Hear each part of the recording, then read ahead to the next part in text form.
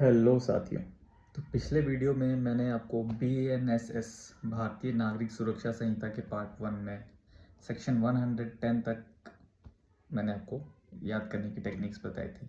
यह हमने डिस्कस किया था साथ में। अब हम लोग यहाँ से आगे बढ़ते हैं और देखते हैं कि पार्ट 2 में क्या इम्पोर्टेंट है, क्या रेलेवेंट है। तो 110 के बाद जो हमारा अगला चैप्टर आता है, ठीक है, वो पहले चैप्टर 7A था, लेकिन अब वो चैप्टर 8 हो चुका है, जिसको हम लोग बोलते हैं रेसिप्रोकल अरेंजमेंट। इसमें बस दो सेक्शन आपको याद रखने की ज़रूरत है, 112 एंड 113, जो कि लेटर ऑफ रिक्वेस्ट की बात करता है। प्रीलिम्स से पूछा जाता है कि letter of request outside India, letter of request inside India कहाँ पे दिया हुआ है। तो letter of request outside India 112 and letter of request inside India 113। चलिए अब नेक्स्ट चैप्टर की तरफ पढ़ते हैं, चैप्टर 9, जो कि बोलता है security for keeping peace and good behaviour. ये बात करता है कि अगर किसी बंदे को अरेस्ट किया गया है या किसी तरह का वो सस्पेक्टेड पर्सन है या हैबिचुअल ऑफेंडर है, तो उससे हम लोग एक बॉन्ड बना सकते हैं कि भैया आपके अरेस्ट के दौरान, आपके ट्रायल के दौरान अगर कोई ब्रीच ऑफ पीस होता है, ठीक है, तो उसके अगेंस्ट हम सिक्योरिटी लेंगे कि आप वो ब्रीच ऑफ पीस नहीं करेंगे अपने एरिया में, और उस अगर इस तरह का कुछ भी इंसिडेंट होता है तो उसके ज़िम्मेदार आप होंगे और आपके प्रॉपर्टी को अटैच करके उसकी जो भी नुकसान होता है उसकी रिकवरी की जाएगी। तो इसका सेक्शन जो इम्पोर्टेंट है 125, 126, 127, 128, 129। जनरली इसमें प्रीलिम्स में सवाल किस तरह से आते हैं कि कौन लेगा वो बॉन्ड, ठीक है, और कितने साल का हो सकता है मैक्सिमम। तो 125 कहता है security for piece and good behaviour on conviction. अगर कोई CJM या जुडिशियल मैजिस्ट्रेट फर्स्ट क्लास किसी अक्यूज को कन्विक्ट करता है, तो उस केस में उसके साथ साथ वो बॉन्ड भी ले सकता है गुड बिहेवियर और सिक्योरिटी के लिए। तो मैक्सिमम नॉट एक्सीडिंग 3 ईयर होगा, ठीक है। इसके बाद जो अगला सेक्शन आता है security for keeping good behaviour in other cases. इसमें ब्रीच ऑफ पीस और पब्लिक ट्रैंक्विलिटी से रिलेटेड अगर कोई ऐसा बंदा है जो उसको ब्रीच कर सकता है उसके एक्ट से, तो एग्जीक्यूटिव मजिस्ट्रेट इसमें ले सकता है उससे bond not exceeding 1 year at a time, ठीक है। नेक्स्ट आता है security for keeping peace and good behaviour from person who is distributing seditious matter या किसी भी तरह का ऑब्सीन मैटर या किसी भी तरह का ऐसा प्रॉब्लमेटिक मैटर जो कि ऑफेंस है, तो उससे एग्जीक्यूटिव मजिस्ट्रेट ले सकता है not exceeding 1 year at a time. फिर आता है security for keeping peace and good behaviour in from suspected person, ठीक है। ये कहता है एग्जीक्यूटिव मजिस्ट्रेट ले सकता है नॉट एक्सीडिंग 1 ईयर। ये सेक्शन 128। 129 कहता है कि भाई हैबिचुअल ऑफेंडर अगर कोई है तो उससे एग्जीक्यूटिव मजिस्ट्रेट सिक्योरिटी ले सकता है not exceeding 3 year at a time.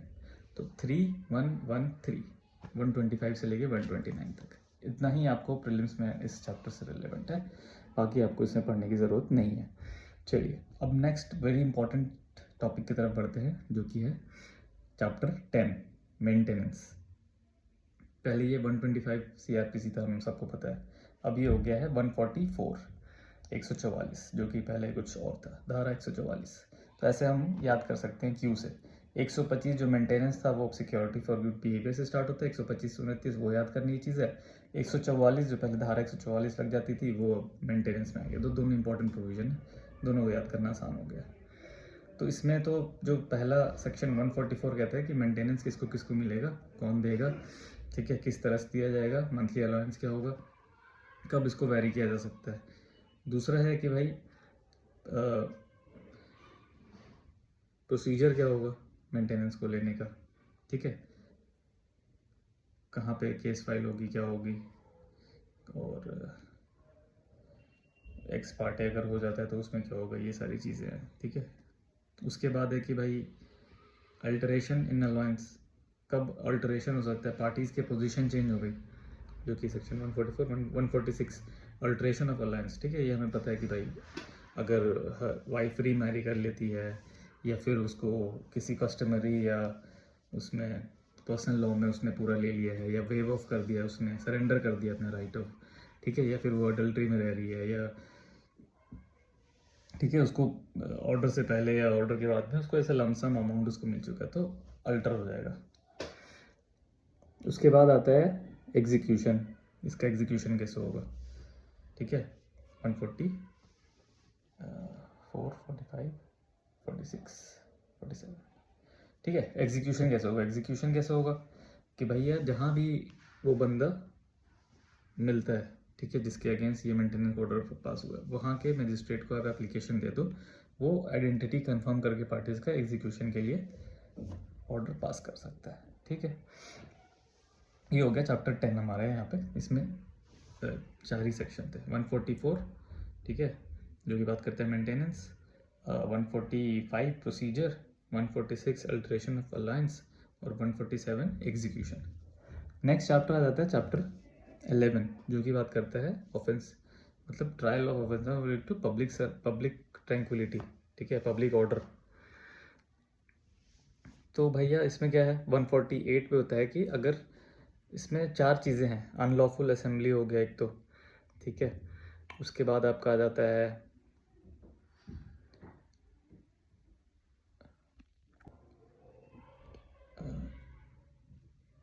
Unlawful assembly, public nuisance, urgent cases of public nuisance and relating to immovable property.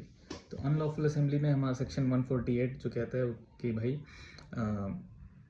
ये अपना यूज़ ऑफ सिविल फोर्सेस, ठीक है, ये अपना 148। 149 use of arm force to disperse the unlawful assembly.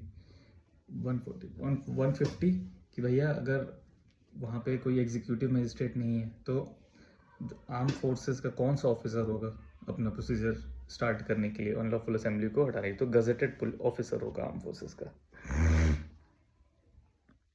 और उसके अलावा जो अपना 151 है वो कहता है कि भैया अगर किसी आर्म फोर्स के किसी ऑफिसर ने अपने ऑफिशियल ड्यूटी को निभाते हुए किसी भी तरह का कोई एक्ट किया है तो उसके अगेंस्ट क्रिमिनल प्रोसीडिंग नहीं चल सकती है, लेकिन फिर भी अगर आपको चलाना है तो आपको सेंट्रल गवर्नमेंट से प्रायर परमिशन लेनी पड़ेगी, ठीक है, प्रायर सैंक्शन लेना पड़ेगा। नेक्स्ट आ जाता है सेक्शन 152। ये कहता है कि पब्लिक न्यूसेंस अगर कोई आदमी कर रहा है, ठीक है, तो उसमें कौन कौन से मेजर्स हम लोग ले सकते हैं। कोई न्यूसेंस कर रहा है, कोई ऑब्स्ट्रक्शन कर रहा है, ठीक है, किसी टेंट वेसल में कोई इस तरह का सामान रख रहा है, कोई एनिमल ऐसा उसके पास है जो बहुत डेंजरस है, जो कि उसने सही से उसको नहीं बंद रखा है, तो उसके अगेंस्ट ये मजिस्ट्रेट क्या क्या मेजर्स ले सकते हैं, ये 152। इसके अलावा बाकी सेक्शन इंपॉर्टेंट नहीं है। आप 158 में आ सकते हैं, लोकल इन्वेस्टिगेशन मजिस्ट्रेट बोल सकता है करने को, और किसी लोकल एक्सपर्ट का भी ओपिनियन ले सकता है यहाँ पे, ठीक है। इसके बाद 158 के बाद 161 इंपॉर्टेंट हो जाता है, जो कि बोलता है कि इंजंक्शन पेंडिंग इंक्वायरी, अगर इंक्वायरी कोई चल रही है तो वो इंजंक्शन लगा सकते हैं कि भैया कोई भी ऐसे कोई न्यूसेंस होगा तो वो नहीं कर सकते हो आप जब तक इंक्वायरी चल रही है, ठीक है। और उसके बाद आता है अपना 162, जो कि बोलता है कि रिपीट करने से, ठीक है, उस न्यूसेंस को रिपीट करने के पे प्रोहिबिशन लगा सकता है मैजिस्ट्रेट, ठीक है। फिर हो गया अर्जेंट केसेस ऑफ 163, जो कि पहले धारा 144 थी 144। ये कहता है कि भैया अगर कहीं पे भी कोई ऐसा सिचुएशन क्रिएट हो गया है जहाँ पे ज़्यादा पब्लिक, 5 से ज़्यादा पब्लिक को असेंबल नहीं होने दिया जाना चाहिए ताकि उससे कोई किसी तरह का ऑफेंस या कोई ब्रीच ऑफ पीस ना हो, तो मैजिस्ट्रेट धारा 144, जो वहाँ का डीएम होता है, वो धारा 144 लगा सकता है वहाँ पे, ठीक है, मूवमेंट को प्रोहिबिट करने के लिए, ठीक है। ये हो गया 163 हो गया। 164 ये कहता है कि भैया अगर कोई लैंड वाटर से रिलेटेड कोई किसी तरह का कन्फ्यूजन है, ठीक है, किसी तरह की लड़ाई हो रही, झगड़ा हो रहा है, तो उसको रोकने के लिए मैजिस्ट्रेट मेजर ले सकता है, ठीक है। लैंड हो गया। फिर उसके बाद हो गया अगर किसी लैंड या वाटर बॉडी के लिए कोई रिसीवर को अपॉइंट करना है तो वहाँ पे रिसीवर को अपॉइंट किया जा सकता है। कोई डिस्प्यूट है, नेक्स्ट सेक्शन 166, कोई डिस्प्यूट है कंसर्निंग लैंड एंड वाटर, तो उसमें क्या मैजिस्ट्रेट करवाएगा, क्या किस तरह का मेजर उठाएगा। और लास्टली 168 लोकल इंक्वायरी यहाँ पे, तो लोकल इन्वेस्टिगेशन आपको पता चलिए कहाँ है, 161 में, लोकल इंक्वायरी 168 में, 7 में, ठीक है। उसके बाद आ जाते हैं हमारा नेक्स्ट चैप्टर 12, जो कि बात करता है प्रिवेंटिव एक्शन ऑफ पुलिस, ठीक है। तो इसका जो सेक्शन 168 है वो कहता है कि police to prevent cognizable offence, police के पास पावर है कि वो कॉग्निजेंट ऑफेंस को प्रिवेंट कर सकता है। 169 कहता है कि भैया information as to cognizable offence, ठीक है। कहता है क्या, information to design commit cognizable offence, अगर कोई ऐसा उसके पास इन्फॉर्मेशन आ रहा है तो वो क्या स्टेप्स उठाएगा। ये बड़ा इंपॉर्टेंट है। अगला सेक्शन जो है 1670, ठीक है, 170 ये बात करता है कि अगर police has power to arrest to prevent cognizable offence, cognizable offence कोई कर रहा है तो ऑफेंस को करने से पहले पुलिस के पास पावर है कि वो उस बंदे को अरेस्ट कर ले। उसके बाद एक 170 हो गया। 171 बात करता है कि police officer has the power to prevent destruction of public property. और 172 बात करता है 172 बात करता है कि जब पब्लिक होगी वो कन्फर्म बाउंड होगी पुलिस ऑफिसर के ऑर्डर्स को फॉलो करने के लिए, ठीक है। तो यहाँ तक हो गया। नेक्स्ट जो बड़ा इंपॉर्टेंट चैप्टर आ जाता है हमारा, जो कि पहले information as to cognizable offence, जो पहले की कौन सा चैप्टर था, 10 हो गया, 11 हो गया, 12, 13 है, अब 13 है, ठीक है। पहले क्या था, 12 था। तो चैप्टर 13 जो बात करता है कि FIR, जो पहले 154 से शुरू होता था, अब ये 173 से शुरू होता है। 173 से 196 तक जाता है। तो इसमें हम देखेंगे कौन कौन से इंपॉर्टेंट सेक्शन है। पहला तो section 173, information as to cognizable offence, अगर कोई कॉग्निजेबल ऑफेंस का पुलिस के पास इंफॉर्मेशन आया है तो चाहे ओरली हो चाहे राइटिंग हो चाहे irrespective of place of occurrence हो, पुलिस को उसको क्या करना है, नोट डाउन करना है, ठीक है।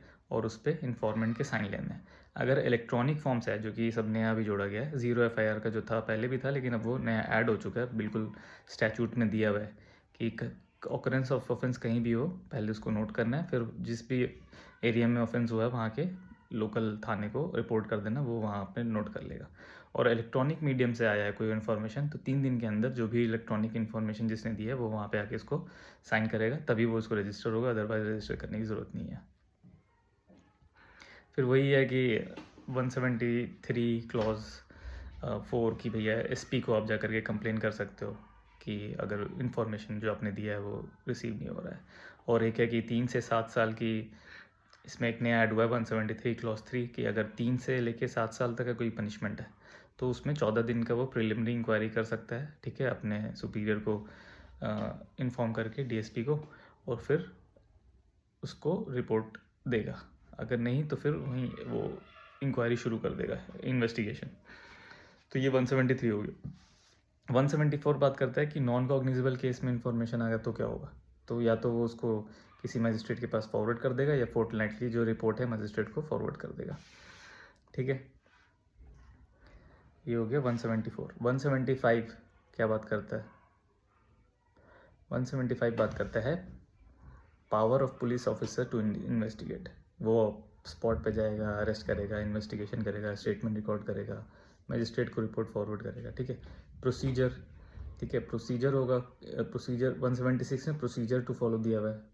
175 में पावर दिया हुआ, इसके पास पावर है कि बिना ऑर्डर ऑफ मजिस्ट्रेट के वो इन्वेस्टिगेशन इनिशिएट कर सकता है, ठीक है, और अरेस्ट भी कर सकता है विदाउट वारंट अगर कॉग्निजेबल केस है तो। और 176 में प्रोसीजर है, ठीक है। 177 बोलता है रिपोर्ट हाउ सबमिटेड। अगर किसी ऐसा स्टेट में दिया हुआ है कि सुपीरियर ऑफिसर रिपोर्ट सबमिट करेगा तो पहले वो सुपीरियर ऑफिसर को दे देगा, सुपीरियर ऑफिसर आगे जाके मजिस्ट्रेट को सबमिट कर देगा, ठीक है। 178 बात करता है पावर ऑफ मजिस्ट्रेट के बारे में कि अगर पुलिस रिपोर्ट उसके पास आती है तो फिर वो मजिस्ट्रेट क्या क्या कर सकता है, या तो वो इंक्वायरी करेगा, या तो वो इन्वेस्टिगेशन करेगा, या तो फिर उसको डिस्पोज ऑफ कर देगा केस को अगर सफिशिएंट उसको नहीं लगता है तो, ठीक है। 179 पुलिस ऑफिसर क्या कर देगा, रिटर्न नोटिस देगा अपीयरेंस के लिए उन पर्सन को जो कि अक्वेंटेड विद द ऑफेंस है, ताकि उनके स्टेटमेंट को रिकॉर्ड कर सके, उनसे पूछताछ कर सके।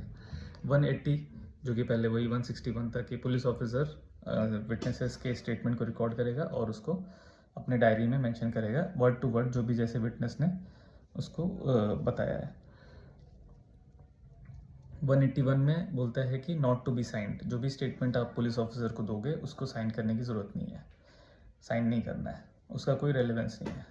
182, ठीक है, नो, उसको आप वो नहीं कर सकते फोर्स, नो इंड्यूसमेंट, ठीक है। 182 में किसी भी तरह के विटनेस को किसी भी तरह कोई इंड्यूसमेंट नहीं देना है, इंड्यूसमेंट आप नहीं कर सकते हो किसी भी स्टेटमेंट को देने के लिए, या अक्यूज को या किसी भी पर्सन को, कंप्लेनेंट को या विटनेस को, ठीक है। 183 recording of confession and statement, अगर देखो रिकॉर्ड कन्फेशन रिकॉर्ड करेगा मैजिस्ट्रेट तो उसको बहुत सारी फॉर्मेलिटीज़ पूरी करनी पड़ेगी, जो कि वॉलंटरली है, किसी भी तरह का कोर्शन नहीं है, ठीक है, आपका एविडेंस की तरह यूज़ हो सकता है, ठीक है। तो उसको अगर उसको कहीं पे भी मैजिस्ट्रेट को लगता है कि वॉलंटरी नहीं है तो वो फिर उसको जुडिशियल कस्टडी में भेज देगा और उसका रिकॉर्ड नहीं करेगा।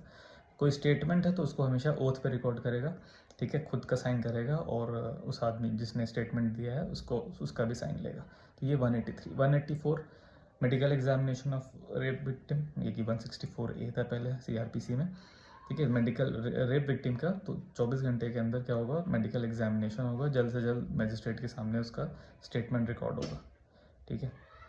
और वुमेन पुलिस ऑफिसर से के सामने रिकॉर्ड हो, वुमेन मजिस्ट्रेट के आगे रिकॉर्ड होगा जितना हो सके, ठीक है। ये सारी चीज़ें, और उसमें वो मजिस्ट्रेट रिकॉर्ड करके उसका एक मेमोरेंडम बना लेगा, ठीक है।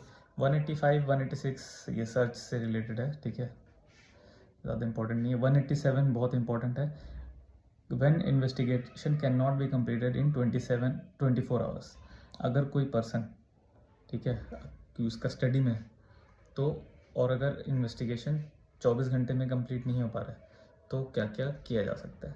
पहले तो देखो जुडिशियल मजिस्ट्रेट के पास 24 घंटे के अंदर उसको लेकर के पहुंचना है कि उसको, उसके बाद मजिस्ट्रेट उससे बेल वेल अगर ले सकता है तो ठीक है, नहीं तो पुलिस अगर बोलती है कि मुझे इसकी रिमांड चाहिए और फर्दर इन्वेस्टिगेशन करने के लिए तो 15 दिन का रिमांड दे सकता है। इसमें एक नया चीज़ जुड़ा है, 40 दिन और 60 दिन। अगर ऐसा कोई ऑफेंसेस है जिसकी पनिशमेंट 10 साल से कम है, ठीक है, जिसमें 60 ईयर का आपको कस्टडी, 60 डेज़ का मैक्सिमम कस्टडी मिल जाता है, उसमें 40 डेज़ को आप पुलिस कस्टडी दे सकते हो।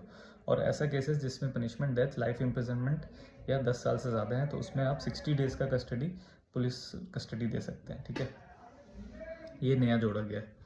और वही है बाकी डिफ़ॉल्ट बेल वाला तो, कि वंस अगर कोई ऐसा ऑफेंस है जिसमें डेथ, इम्प्रिजनमेंट, लाइफ और मोर देन 10 ईयर तो 90 डेज़ का उसको कस्टडी मिल सकता है मैक्सिमम, और 60 डेज़ का कस्टडी मिलेगा इन अदर केसेस।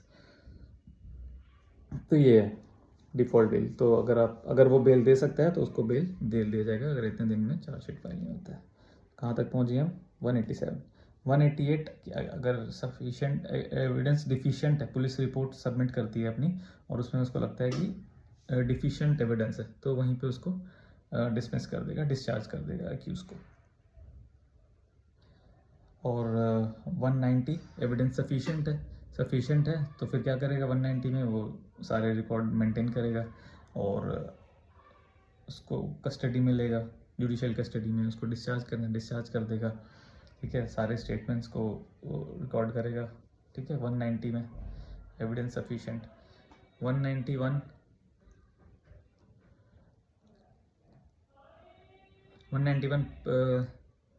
वो बात करता है कि कंपनी विटनेस और कंप्लेनेंट और विटनेस जो है पुलिस ऑफिसर को अकम्पनी नहीं करेंगे, किसी भी तरह का उनके कोवर्जन अप्लाई नहीं करेगा, उसके आसपास जाने की ज़रूरत नहीं है, अपना पुलिस ऑफिसर ही अपना आकर के आपसे पूछताछ कर लेगा, आपको हर बार जाने की ज़रूरत नहीं है।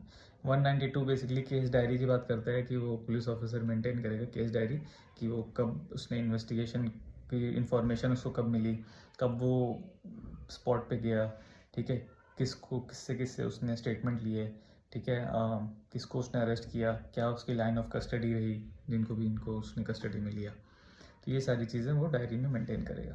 और फिर 193 डायरी जो है एज अ रिकॉर्ड वो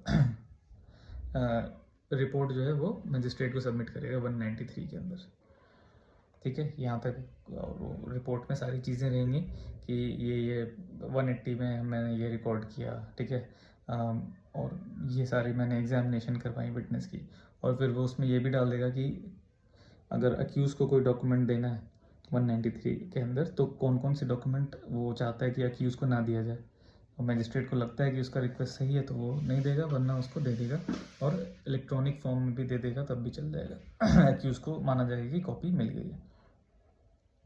194 बात करता है इंक्वेस्ट रिपोर्ट की। ठीक है, सुसाइड हो गया, डेथ हो गया, किसी एनिमल ने किसी को मार दिया, किसी मशीनरी में, या फिर ऐसे ही पुलिस ऑफिसर को लगता है कि भैया सस्पिशियस सर्कमस्टांसेस में डेथ हुए हैं, तो इन केस में, या फिर किसी महिला ने सुसाइड कर लिया with in 7 years of marriage, या फिर उसकी फैमिली वाले ने बोला कि भैया मुझे सस्पिशन है महिला जो मर गई है, तो उस केसेस में पुलिस ऑफिसर तुरंत किसी एग्जीक्यूटिव मजिस्ट्रेट को इन्फॉर्म करके स्पॉट पे जाएगा और वहाँ पे इंक्वायरी करेगा, और उसकी जो रिपोर्ट है वो डीएम या एसडीएम को फॉरवर्ड कर देगा विद इन 24 आवर। ये नया जुड़ा है। ठीक है, तो ये हो गया आपका, और वो रिपोर्ट बना करके डीएसपी को सबमिट कर देगा, सॉरी डीएम को। उसके बाद क्या है, procedure to power to someone. ठीक है, पुलिस ऑफिसर के पास पावर है समन करने के लिए वहाँ पे कोई लोकल विटनेस को, लोकल रेसिडेंट जो वहाँ पे है, कि भैया आप आओ और इसको विटनेस करो, हम किस तरह से यहाँ पे इंक्वायरी कर रहे हैं, और जो भी वहाँ पे रिपोर्ट बनता है उस पर अपना साइन करो। अगर कोई नहीं आता है तो सेक्शन 222 भारतीय न्याय संहिता में वो ऑफेंस होगा। नेक्स्ट आता है कि अगर एग्जीक्यूटिव मजिस्ट्रेट में शैल, जो मैंने अभी 5 केसेस बताया आपको सुसाइड वगैरह, तो सुसाइड में, एनिमल में, मशीनरी में उसके पास में है कि वो रिपोर्ट बनाए चाहे ना बनाए, वो पुलिस ऑफिसर को बोल सकता है कि तुम ही रिपोर्ट बना लो। लेकिन अगर किसी महिला का डेथ हुआ है 7 साल के अंदर, ठीक है, डेथ कॉज हुआ है, ये सस्पिशियस सर्कमस्टांसेस में किसी महिला की डेथ हुई है, तो उस पर शैल लेके वो रिपोर्ट बनाएगा। और नेक्स्ट आ जाता है कि जुडिशियल मजिस्ट्रेट को लगता है कि पुलिस कस्टडी में किसी की डेथ हुई है या रेप हुआ है किसी के पुलिस कस्टडी में, तो वो वहाँ पे जा कर के इंक्वायरी कराएगा, और ये जो बॉडी है उसकी सिविल सर्वेंट के पास, सिविल सर्जन के पास भेजेगा मेडिकल उसका एग्जामिनेशन के लिए, पोस्टमार्टम करने के लिए, और उसका रिपोर्ट बनाएगा। तो ये हमारा 196 तक ख़त्म हो गया। ठीक है, तो चैप्टर 14 तक हमारा, नहीं चैप्टर 13 तक हमारा कंप्लीट हो गया। बड़ा इंपॉर्टेंट चैप्टर था। 197 की तरफ आ जाते हैं। चैप्टर 14 ये बात करता है जुरिडिक्शन ऑफ क्रिमिनल कोर्ट। तो 197 क्या बात करते हैं कि जनरल प्लेसेस ऑफ ट्रायल, जहाँ भी ऑफेंस हुआ है वहीं ट्रायल होगा। ठीक है, 198 बात करता है place of inquiry and place of trial. ये बात करता है कि भैया किसी सर्टेन तरह का कोई ऑफेंस हुआ है, जैसे कि अननोन है कि कहाँ पे ऑफेंस हुआ है, या फिर पार्टली ऑफेंस कहीं हुआ है, पार्टली कहीं हुआ है। ठीक है, सेवरल पार्ट में ऑफेंस हुआ है। ठीक है, या फिर कंटिन्यूइंग ऑफेंस हुआ है। ठीक है, ऑफेंस क्या है, कंटिन्यूअस नेचर का है, तो प्लेस ऑफ इंक्वायरी ट्रायल का होगा। तो ये क्या कहता है, जहाँ जहाँ ऑफेंस कंटिन्यू हुआ, जहाँ जहाँ सेवरल पार्ट्स ऑफ ऑफेंस हुए, अनसर्टेनिटी जहाँ जहाँ आपको लगती है वहाँ वहाँ ट्रायल हो सकता है। ठीक है, 197 198 बात करता है, 197 199 बात करता है कि एक्ट कहीं हुआ लेकिन उसका कंसिक्वेंस कहीं हुआ, तो उन दोनों जगह ट्रायल कर सकते हैं। ठीक है, 199 बात करता है 199 तो हो गया। 200 बात करता है कि भैया एक एक्ट कहीं हुआ लेकिन कोई और दूसरा एक्ट हुआ जो कि खुद में ऑफेंस नहीं है, लेकिन वो पहले कनेक्टेड एक्ट से हुए में, अगर उसको उस प्रीवियस एक्ट से कनेक्ट कर दें तो ऑफेंस है। तो जहाँ वो पहला एक्ट हुआ वहाँ भी ट्रायल हो सकता है, और जहाँ दूसरा एक्ट हुआ है जब वो ऑफेंस बना तो वहाँ भी ट्रायल हो सकता है। ठीक है, 201 बात करता है सर्टेन केसेस में, कि जैसे कि डकैती हो गया, थेफ्ट हो गया, ठीक है, क्रिमिनल ब्रीच ऑफ ट्रस्ट, ठीक है, मिस अप्रोप्रिएशन हो गया, और क्या है, स्टोलन प्रॉपर्टी कहीं मिली, स्टोलन थेफ्ट हुआ कहीं पे, ठीक है, स्टोलन प्रॉपर्टी कहीं रिसीव हुई, इन सारे जगह पे ट्रायल हो सकता है। ठीक है, ये हो गया हमारा 201। 202 और 203 ये बात करता है कि पहले तो बात करते हैं लेटर्स और इलेक्ट्रॉनिक मीडियम से कोई ऑफेंस हुआ है।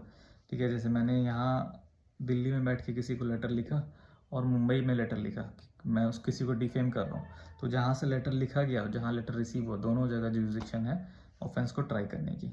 ठीक है, और 204 बात करता है वोएज। अगर वोएज के दौरान, जर्नी के दौरान कोई ऑफेंस हुआ है, जैसे मैं ट्रेन में जा रहा हूँ, रात में मैं सो रहा था और मेरा सामान चोरी हो गया, तो जहाँ जहाँ से ट्रेन गुजरी है वहाँ वहाँ उस ऑफेंस को ट्राई किया जा सकता है। ठीक है, तो ये हो गया 204। 205 से लेकर के नहीं, ये था 204, 202 और 203। 204 उतना इंपॉर्टेंट नहीं है, ये सर्टेन काइंड ऑफ केसेस के बारे में बात करता है। 242, 243 BNS जो कि एक साथ ट्रायल किया जा सकता है, ठीक है, वो देख लीजिएगा आप। 205 बात करता है ट्रांसफ़र के बारे में, कि स्टेट गवर्नमेंट चाहे तो किसी केस को किसी एक सेशन डिवीज़न से दूसरे सेशन डिवीज़न में ट्रांसफ़र कर सकता है, लेकिन अगर किसी हाई कोर्ट या सुप्रीम कोर्ट का कोई स्पेसिफिक ऑर्डर है उसी केसेस के रिगार्डिंग, तो उस केस में रिपग्नेंट नहीं होना चाहिए स्टेट गवर्नमेंट का ऑर्डर, ये कहता है 205। 206 बात करता है कि जहाँ डाउटफुल है कि कहाँ ट्रायल होगा, जैसे कि एक सेशन कोर्ट में और दूसरे सेशन कोर्ट में डाउट है कि ये दोनों में से कहाँ ट्रायल होगा, तो अगर वो तो सेम हाई कोर्ट में, अगर सेम हाई कोर्ट के अंदर आते हैं तो हाई कोर्ट डिसाइड करेगा कि कहाँ ट्रायल होगा। लेकिन अगर वो दोनों सेशन कोर्ट दूसरे हाई कोर्ट के जुरिसडिक्शन में आते हैं, तो जहाँ ट्रायल पहले इनिशिएट हो गया वो वाला हाई कोर्ट डिसाइड करेगा कि कहाँ ट्रायल इसका होगा, ठीक है। 205, 206, 207। 207 बात करता है कि अगर कोई मैजिस्ट्रेट है जिसके लोकल जुरिसडिक्शन में कोई आदमी रहता है, लेकिन उसने outside of the jurisdiction try कोई ऑफेंस किया है, तो उसका ट्रायल भी वो मैजिस्ट्रेट कर सकता है। 208 बात करता है कि आउटसाइड इंडिया, ठीक है, किसी इंडियन सिटीजन ने आउटसाइड इंडिया कोई क्राइम किया, या फिर किसी ऐसे हाई सीज में जाके क्राइम कर दिया, या फिर कोई ऐसे आदमी ने जो क्राइम किया है, बाहर का सिटीजन है लेकिन शिप्स और वेसल रजिस्टर्ड इन इंडिया, वहाँ क्राइम किया, तो उसकी भी जुरिसडिक्शन मिल जाती है। कहाँ मिल जाती है? जहाँ वो बंदा इंडिया में नेक्स्ट टाइम पाया जाएगा, या जहाँ भी केस रजिस्टर्ड है, उसको उस मजिस्ट्रेट को वो ट्राई करने का पावर है, ठीक है, ये हो जाता है। और 209 बोलता है कि power to take evidence in offences outside India, ठीक है, उसके पास पावर भी है कि एविडेंस भी ले सकता है। तो ये हो गया हमारा चैप्टर चार्ज से रिलेटेड, जो कि जुरिसडिक्शन चैप्टर 14। नेक्स्ट आ जाता है हमारा चैप्टर 15, जो कि बात करता है condition requisite for initiation of proceeding. तो इसका पहला सेक्शन है सेक्शन 210। ये बोलता है कि 210 में बोलता है कि किस किस तरीके से मजिस्ट्रेट कॉग्निजेंस ले सकता है। ऑन कंप्लेंट ले सकता है, ऑन पुलिस रिपोर्ट ले सकता है, या अदरवाइज ऑन पुलिस रिपोर्ट ले सकता है, जैसे कि सो मोटो ले सकता है, इन्फॉर्मेशन रिसीव्ड हो गया।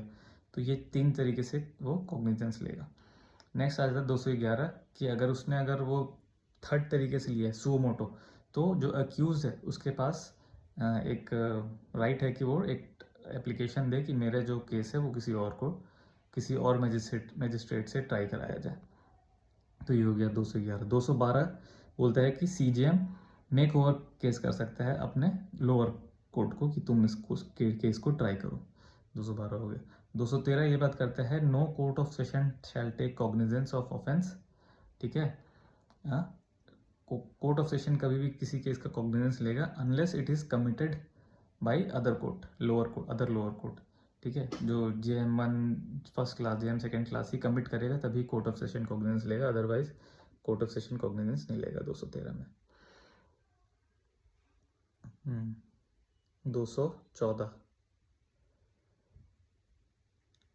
214 बात करता है कि जो CJM है वो मेक ओवर केस कर सकता है एडिशनल सेशन जज को कि तुम इसको ट्राई करो।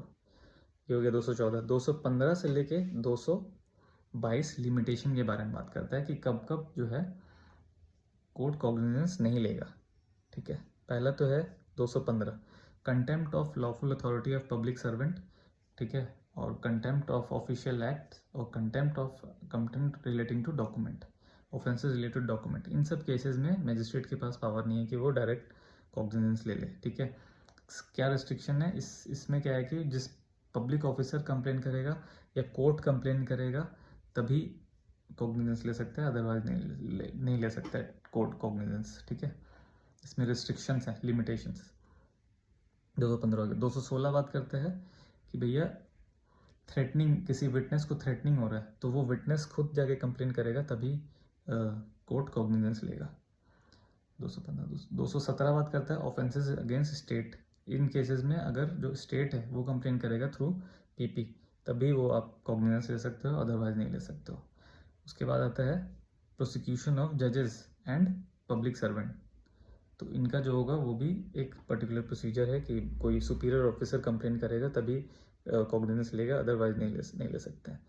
219, 220, 221। 219 बात करता है offences relating to marriage. Marriage में जो अग्रीव पार्टी होती है, अगर वुमेन है तो उसका जो गार्जियन रिलेटिव होता है, ब्लड रिलेशन, वो कंप्लेन करेगा तभी कोर्ट कॉग्निजेंस लेगा। नेक्स्ट 220 बात करता है offences relating to section 85 of BNS। ठीक है, क्रूअल्टी, तो वो वुमेन ही कंप्लेन करेगी या उसके नियर डियर रिलेटिव करेंगे तभी वो कॉग्निजेंस ले सकता है कोर्ट। और नेक्स्ट है सेक्शन 219, 20, 21 कि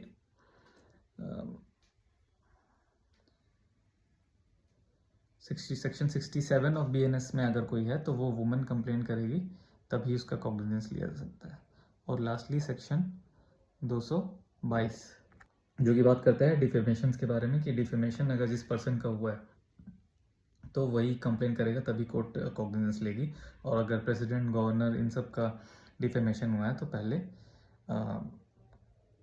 पब्लिक प्रोसिक्यूटर को इन्फॉर्म करना होगा। पब्लिक प्रोसिक्यूटर रिटर्न में देगा कि हाँ इनके अगेंस्ट केस कर सकते हैं तभी केस चलेगा, अदरवाइज पावर नहीं है। ठीक है, ये हो गया 222 तक।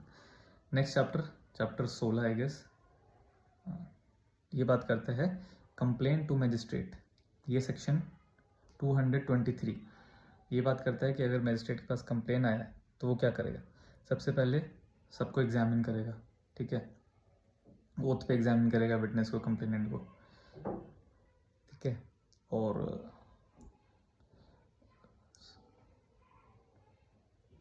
फिर अक्यूज को बिना सुने वो क्या है, वो अक्यूज को बिना सुने कॉग्निजेंस नहीं लेगा। और अगर कोर्ट का कोई पब्लिक पर्सन, कोई पब्लिक ऑफिशियल ने, पब्लिक ऑफिसर ने कोई कंप्लेन की है तो उसमें कंप्लेनेंट और विटनेस को एग्जामिन करने की ज़रूरत नहीं है। और अगर किसी पब्लिक सर्वेंट के अगेंस्ट कोई कंप्लेन आया है तो उसमें एग्जामिन करने की ज़रूरत नहीं है जब तक कि वो सीनियर सुपीरियर पुलिस जो पब्लिक ऑफिसर है उसका, या फिर किसी कोर्ट जो उसका जो सीनियर जो पब्लिक ऑफिसर है उसको बिना सुने हुए वो उसको कॉग्निजेंस नहीं लेगा। ठीक है, 224 ये कहता है कि अगर वो कॉम्पिटेंट नहीं है कॉग्निजेंस लेने के लिए तो क्या करेगा, वो या तो दूसरे कोर्ट को, अगर ओरल लेकर के आया कंप्लेन तो दूसरे कोर्ट को रेफ़र कर देगा, और अगर रिटर्न में आया तो उस पर एक इंडोर्समेंट दे करके उसको दूसरे कोर्ट में रेफ़र कर देगा। 225 ये बात करता है postponement of issue of process. अगर कोई एक्यूज उसके लोकल जुरिडिक्शन में नहीं है तो शैल, और अगर है तो मे पोस्टपोन कर देगा इशू ऑफ प्रोसेस। ठीक है, और उसमें फर्दर इंक्वायरी, फर्दर इन्वेस्टिगेशन करने के लिए वो उसको पुलिस ऑफिसर को बोल सकता है या खुद फर्दर इंक्वायरी कर सकता है टू मेक सर्टेन कि कोई सफिशिएंट ग्राउंड है या नहीं। और 226 कि अगर उसको लगता है कि कोई केस में कोई दम वम नहीं है, ज़्यादा कोई केस बन नहीं रहा है तो उसको डिसमिस कर देगा केस को। नेक्स्ट चैप्टर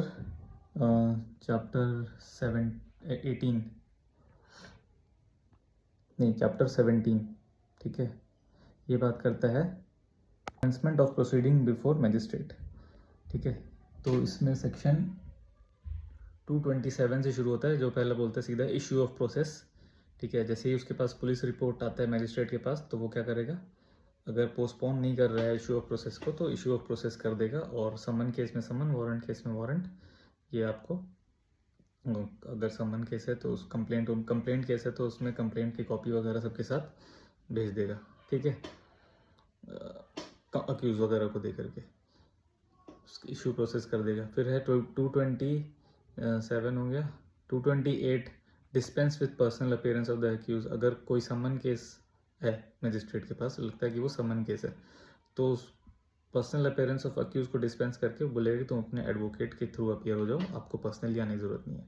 229 कहता है कि पेटी ऑफेंसेज में क्या है कि उसको पर्सनल अटेंडेंस की ज़रूरत नहीं है, वो लेटर से ही लिख करके अपने प्ली ऑफ गिल्ट करके अपना फाइन जमा करके वो केस को शट कर सकता है। लेकिन इसमें पेटी ऑफेंसेस की डिफिनेशन दिए गए हैं कि अगर कोई ऑफेंस है जो सिर्फ पनिशेबल ओनली विद फाइन है, और फाइन कितना, अप टू 5000, तो उन केसेस में इसको यूज़ किया जा सकता है पेटी ऑफेंसेस में। लेकिन ये मोटर व्हीकल एक्ट पे अप्लाई नहीं होता है, इसमें और भी प्रोवाइजो है कि अगर स्टेट गवर्नमेंट चाहे तो किसी अदर ऑफेंसेस को जो कि कंपाउंडेबल हैं और जिनकी सज़ा 3 महीने से कम है, उन केसेस को पेटी ऑफेंसेस बना सकता है। ठीक है, और इन केसेस में मैक्सिमम 6 महीने से ज़्यादा की सज़ा नहीं हो सकती है। तो इन केसेस को पेटी ऑफेंस की तरह ट्राई करके 229 में इसको जल्दी से निपटारा किया जा सकता है। 230 बहुत इंपॉर्टेंट है। जो सारे डॉक्यूमेंट्स वगैरह अक्यूज़ को प्रोवाइड करने हैं, जो भी 223, 222 में जितने भी सारे ओथ पे एग्जामिन वगैरह किए थे हमने मैजिस्ट्रेट ने, वो सब की कॉपी 230 में अक्यूज़ को प्रोवाइड करनी है। या और अगर पुलिस रिपोर्ट में है तो सारी जो जितने भी पुलिस रिपोर्ट की जितने भी उसने लोगों की 181 में, 183 में, 184 में और भी कोई डॉक्यूमेंट अगर लगता है तो उसको सप्लाई करना है। ठीक है, 231 में अगर exclusively tribal by court of session है और complain case otherwise on police report है तो उसकी सारी डिटेल जितने भी रिकॉर्डिंग हुए हैं, कन्फेशन वगैरह और जितने भी एग्जामिन हुए हैं ओथ पे, वो सब एक्यूज को सप्लाई कर देना है। 232 ये कहता है कि अगर अदरवाइज ऑन पुलिस रिपोर्ट है तो भी सारी जो अगर कोर्ट ऑफ सेशन को ट्राई कमिट करना है तो सारे रिकॉर्ड जो अगर कोई ऐसा केस है जो exclusively tribal by court of session है तो जो मजिस्ट्रेट जिसने सारे डॉक्यूमेंट्स ओथ रिकॉर्ड किए थे उन सब का रिकॉर्ड कोर्ट ऑफ सेशन को फॉरवर्ड कर देगा। और 233 ये बोलता है, इंपॉर्टेंट है, कि अगर कोई कंप्लेंट पे कोई केस चल रहा है मजिस्ट्रेट के सामने और पुलिस इन्वेस्टिगेशन भी करके कोई केस उसकी रिपोर्ट लेकर के आती है और वो दोनों सेम ऑफेंस से रिलेटेड है, ठीक है, तो मजिस्ट्रेट को जो कंप्लेंट केस चल रहा था उसको स्टे कर देगा और वेट करेगा कि पुलिस इन्वेस्टिगेशन कंप्लीट हो जाए। पुलिस इन्वेस्टिगेशन कंप्लीट होने के बाद अगर लगता है कि अक्यूज जो है दोनों उस केस में सेम है तो दोनों को साथ में ट्राई करेगा, और नहीं तो फिर वो इन्वेस्टिगेशन को अलग ट्राई करेगा और कंप्लेंट केस को जो स्टे लगाया था उसका स्टे हटा करके उसका ट्राई शुरू कर देगा। यही कहता है 233। कंप्लीट हो गया। अब नेक्स्ट चैप्टर 18 चार्ज। तो इसमें टोटल 14 सेक्शन है, पार्ट और 2 पार्ट में डिवाइड है, फॉर्म ऑफ चार्ज और जॉइंट, ठीक है, जॉइंडर ऑफ चार्ज। तो इसमें 234 से लेके 240, ठीक है, 234 से लेके 240 और 241 से 247 तक ये 2 चीज़ें दी हुई हैं। तो जनरली 234 बात करता है कि फॉर्म ऑफ चार्ज क्या होगा, ठीक है।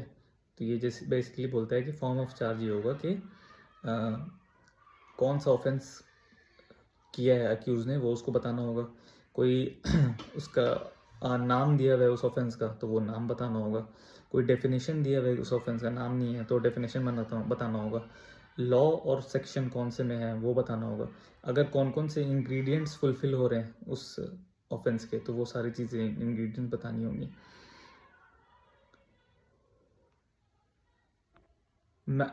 फिर है लैंग्वेज ऑफ द कोर्ट, जो ऑफेंस होगा वो लैंग्वेज ऑफ द कोर्ट में होगा। और सेक्शन इसका सब सेक्शन 7 कहता है कि प्रीवियस कन्विक्शन से रिलेटेड अगर कोई चार्ज में मॉडिफिकेशन हो रहा है ताकि वो उसको इन्हांस पनिशमेंट मिले तो उसका भी मेंशन कर सकते हैं।